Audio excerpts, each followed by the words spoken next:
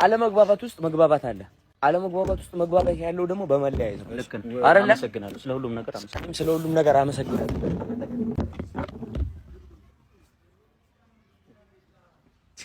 አታ ያሟል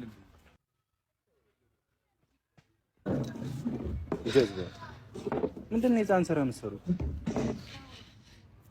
ተማርኩት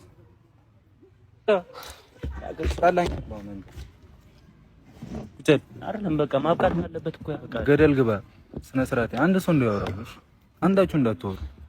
እኔ ግን አንድ ነገር እንዳትወራ አያገባም። እኔ አንድ ነገር ላውራ። ዝም በል እስካሁን ዝም ብያለሁ። በቃ የመጨረሻ አንድ ነገር ላውራ። ብሩኬ አንድ ነገር ልንገርህ። ማርቆስም ብሩኬ እንዴት ሆኖ ነው ምን ቢፈጠር ነው የኛ ጓደኝነት የሚያበቃው? ማቀላል እሱን እኮ ነው የሚያውቀው።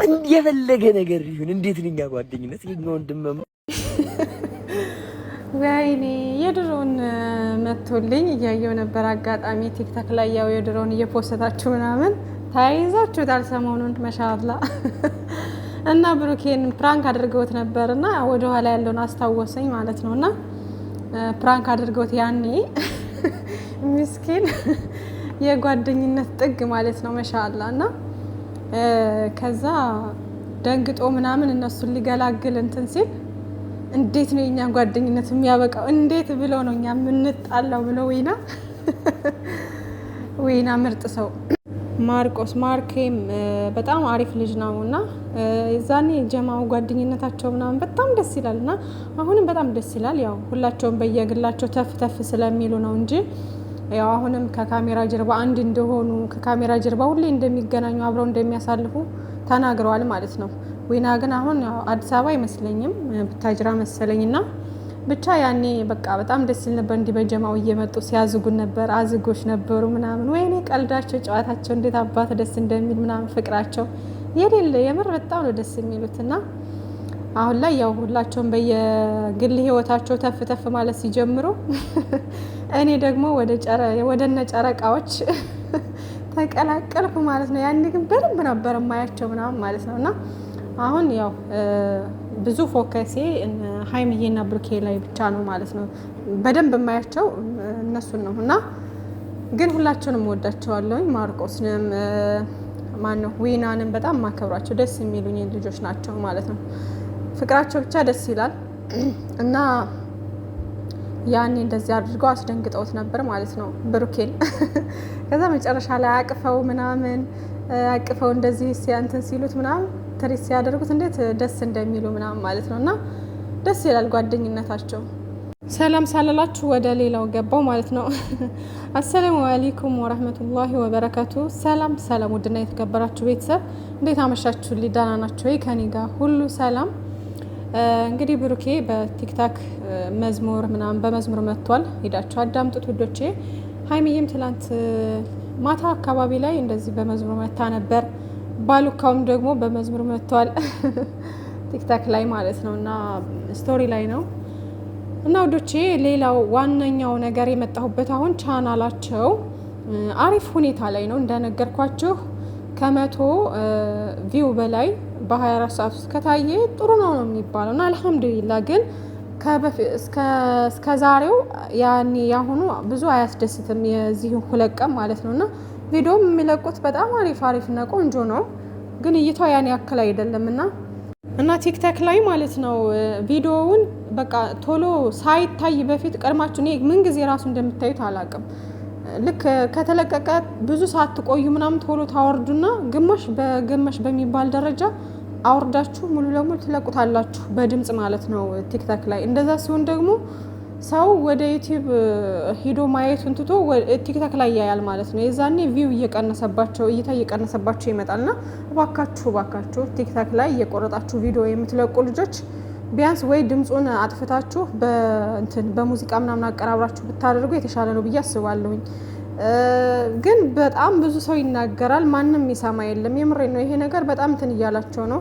ኑርዛን አሁን በሃይሚዬና በብሩኬ የሚሰራው ሰው በጣም ብዙ ነው። ኢቭን ዩቲዩበር እንደኔ አይነት ትንንሽ ዩቲዩበር ራሱ ብዙ ይላል እና የሚሰራ ሰው ትንሽ ቆራርጦ ምናምን ነው መሆን ያለበት ማለት ኢቭን እንደኛ አሁን ዲስከስ ላድርግ ካለ እኔ አሁን ለምሳሌ የነ ሀይሚዬና የነ ብሩኬን እንትን ፖስት በሚያደርጉ ሰዓት የተወሰነ ፓርቱን አመጣና ለእናንተ ዲስከስ ለማድረግ ያክል ወይም በዛ ነገር አስተያየት ለመስጠት ያክል የተወሰነውን ነገር እንትን እላለሁ።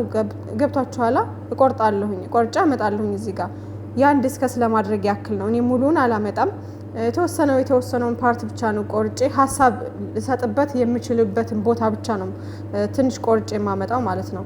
ያ ራሱ ኢቭን አንድ ደቂቃ ያክል ከረዘመብኝ ራሱ ሳቀቃለሁ። ታውቃላችሁ፣ የሆነ እነሱን የጎዳኋቸው ያክል ይሰማኛል።